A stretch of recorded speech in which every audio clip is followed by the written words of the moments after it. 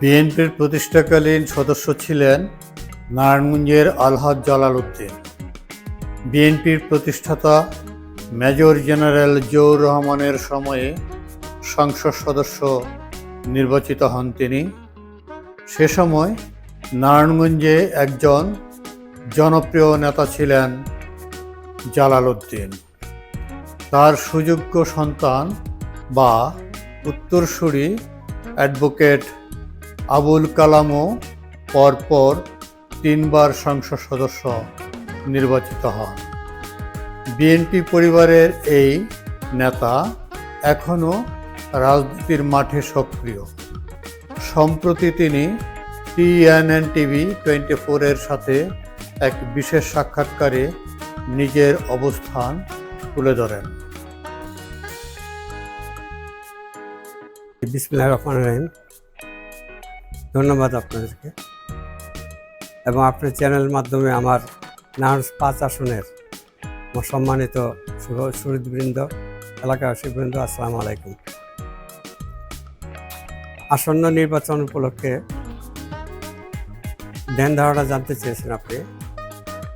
প্রকৃত অর্থে আমাদের পরিবার তো আপনারা জানেন যে এটা নারায়ণগঞ্জে বাংলাদেশ জাতীয়তাবাদী দলের প্রতিষ্ঠাতার গড় একটা মরহুম হাজী জালাল উদ্দিন সাহেব, উনি এটা প্রতিষ্ঠাতা সদস্য ছিলেন এবং সূচনার লগ্ন থেকেই আমরা এই পরিবারের সদস্যবৃন্দ, শুভাবৃন্দ সকলে আমরা বিএনপি রাজনীতি করে আসছি এবং এর ফলশ্রুতিতে আমরা সম্মানিত হয়েছি, আবার দুস্থ জীবনযাপন করতে বাধ্য হয়েছি।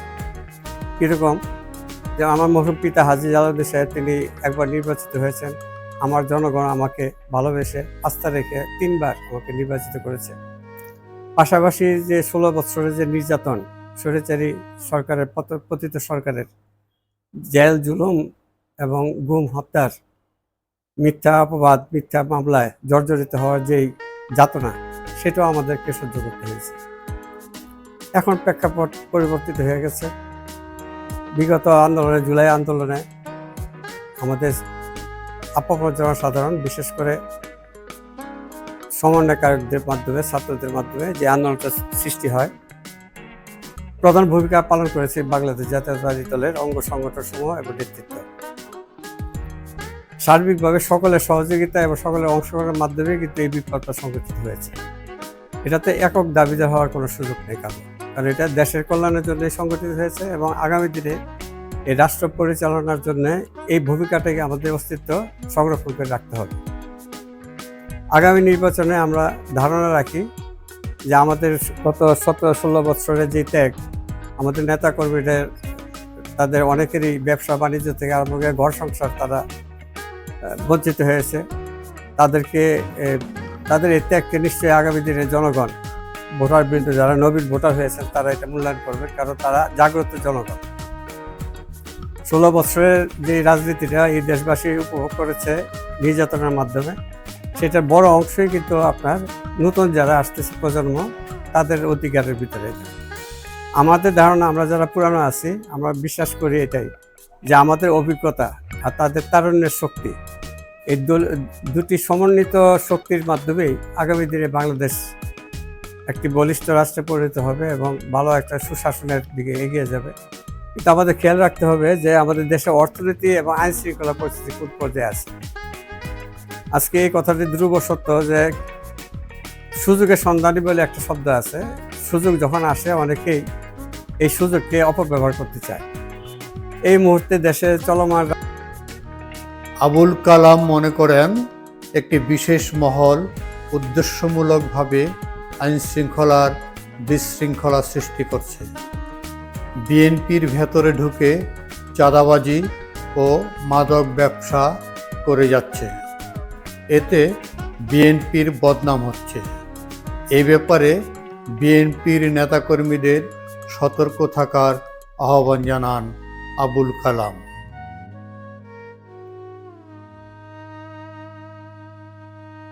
দেশে চলমান রাজনৈতিক অস্থিরতার সৃষ্টির যে পায়তারা চলছে, বিশেষ করে আইন শৃঙ্খলা পরিস্থিতি অবনতি ঘটানোর জন্য একটি বিশেষ মহল অপচেষ্টা করছে এবং বিশেষ করে যারা মাদকাসক্ত এবং চাঁদাবাজ, তারা বিভিন্ন ছত্রছায়ায় বিএনপির নামের ভিতরে ঢুকে তারা অপপ্রয়াস চালাবে, এটা কিন্তু বাস্তব।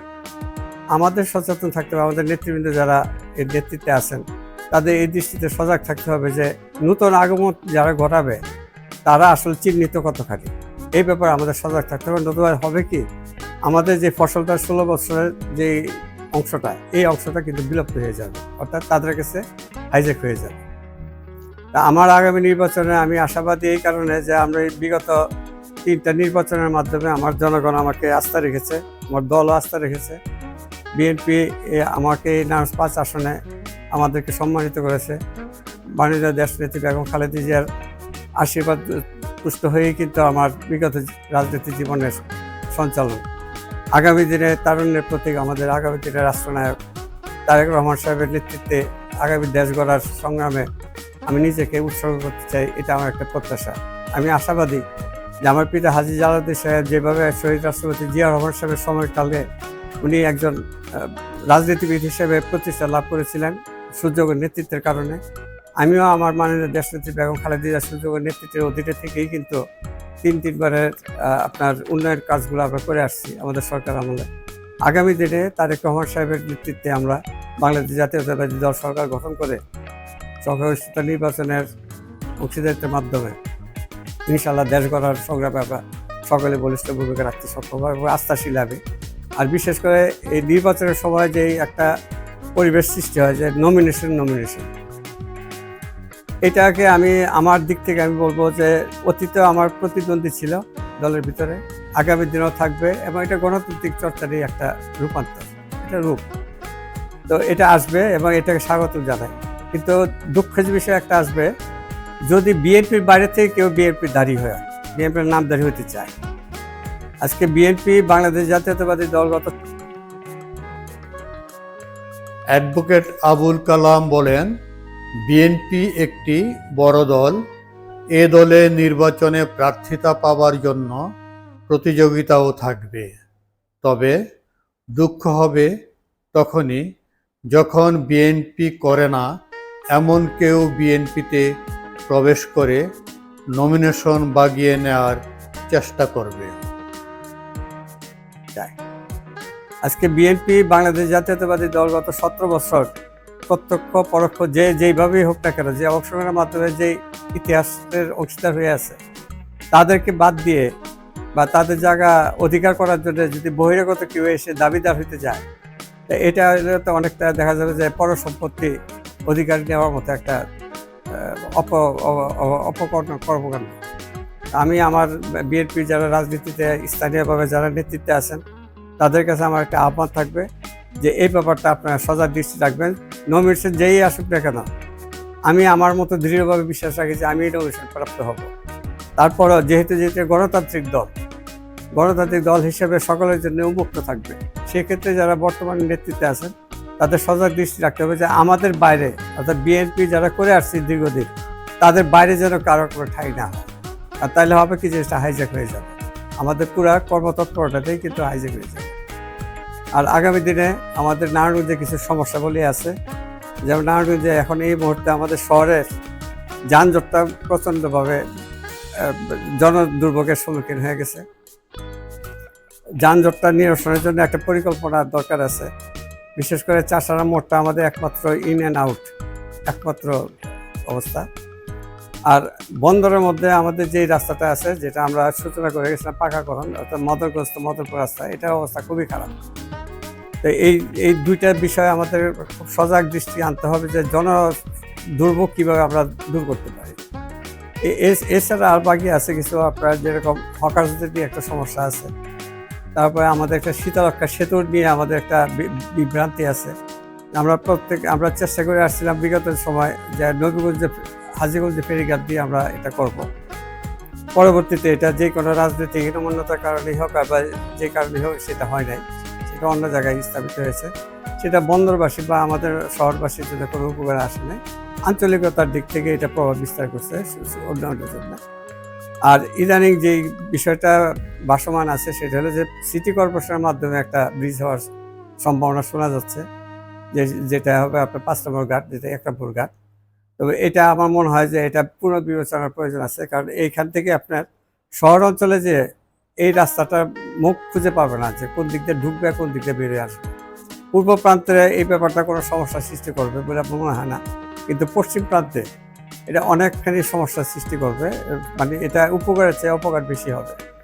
আমি মনে করব যে এখানে আমার ধারণা যে রাজনৈতিক হীনমন্যতা দূর করে জনস্বার্থে এটা বিবেচনা করা দরকার, এবং এটার একমাত্র উপযুক্ত স্থান এটাই যে বন্দর নৌজাঘাট যেটা, এটাই একমাত্র উপযুক্ত স্থান। এখান দিয়ে হলে পরে বন্দরবাসীর উপকার আসবে। বিশেষ করে আমি যখন ছিলাম আমাদের সময়কালে আমরা টার্মিনাল ঘাটটাকে প্রাধান্য দিয়ে চেষ্টা করেছিলাম সেতুটা এখানে হওয়ার জন্য, কিন্তু আপনারা সকলেই জানেন যে বন্দরের পূর্ব পার এবং পশ্চিম পারে এত বৃহৎ বৃহৎ ইমারত তৈরি হয়ে গেছে এবং ব্যবসা প্রতিষ্ঠান এমনভাবে আসছে, তাতে দেখা গেছে কস্টিং করে যে দুটা বিষয়, একটা হলো যে এখানে স্পেস নেই, আর দ্বিতীয়ত হলো যে এখানে যে ক্ষতিপূরণের প্রশ্নটা আসবে সেটা খাজনাতে বাজনা বেশি হয়ে যায়, অর্থাৎ সেতু করার চেয়ে বেশি ক্ষতিপূরণ দিতে হবে অনেক বেশি। তো সর্বদিক বিবেচনা করে আমার ধারণা মতে যদি এই প্রকল্পটা সিটি কর্পোরেশনের পক্ষ থেকে যদি পুরো বিবেচনা করে এটা নবীগঞ্জ হাজীগঞ্জে ঘাটে করা হয় তা ভালো হয়। আর আমি ইনশাল্লাহ আমরা যেহেতু আমি একমাত্র আমাদের সময়কালে এই সেতু সম্বন্ধে প্রাতিষ্ঠানিকভাবে আমি আবেদন জানাইছিলাম সরকারের কাছে, এবং আমরাই এটা ভিত্তিপ্রস্তর স্থাপন করে রেখে আসছিলাম আমাদের মাননীয় দেশনেত্রী বেগম খালেদা জিয়ার মাধ্যমে। আমি আশা করি যে আল্লাহ রাব্বুল আলামিন আমাদের দিয়ে এটা পূর্ণাঙ্গতা দিবে, এই জন্যই আমরা অপেক্ষমান আছি। ইনশাল্লাহ আমার মনে হয় বন্দরবাসীর জন্য আমাদের এটাই আপাতত এই মুহূর্তে করণীয়। তবে সর্বোপরি বিষয়টা হলো যে বিএনপি যারা আছে সকলকে ঐক্যবদ্ধ থাকতে হবে। এই মনোনয়ন নিয়ে যেন আমাদের মধ্যে গ্রুপিংটা আমাদের কোনো অবস্থায় যেন আমাদের হীনমন্যতা পর্যায়ে না যায়, আমরা সকলে যেন রাজনীতিতে সীমাবদ্ধ থাকি। নমিনেশন যখন নির্বাচনের তফসিল ঘোষণা হবে তখন দলের থেকে যখন নমিনেশন প্রার্থিতার আবেদন আসবে তখন জিনিসটা স্থায়ীভাবে প্রকাশ পাবে যে কে কে এটার জন্য আগ্রহী, কে কে আবেদন করলেন, তখন এই বিষয়টা আসবে। এই মুহূর্তে আমার এই বক্তব্যটা হলো এটা শুধুমাত্র নিজেদেরকে সজাগ থাকার জন্য, যেন আমরা আমাদের নিজেদের প্রস্তুতি সম্পূর্ণ রাখতে পারি। এর অর্থ এই না যে কাউকে আমরা আসতে দিব না, তা না। এটা গণতান্ত্রিক দল, সবাই আসতে পারবে, নবীন প্রবীণ সবাই আসতে পারবে। এর অর্থ এই না যে পুরানরাই থাকবে, নতুনরা আসবে না, তা না। কিন্তু নতুনরা আসতে গেলে পরে একটা ভিত্তির দরকার আছে যে তারা কিসের ভিত্তিতে আসবে, সেই যোগ্যতাটা তাদেরকে আগে উপস্থাপন করতে হবে যে আমরা এই আমাদের বিষয়বস্তু, আমাদের এই যোগ্যতা অনুযায়ী আমরা এটা দাবি জানি। অন্যথায় আমরা যারা এটার পেছনে লালিত পালিত হয়ে আসছি এবং এই দলটাকে আমরা আমাদের বয়স, সময়, মেধা সব কিছু আমরা অর্পণ করে আসছি, আমাদের ফিডব্যাকটা আমাদের দাবি আছে। আমরা তো সেখানেই দাবি করবো যে আমাদের পাওনাটা আমরা চাই।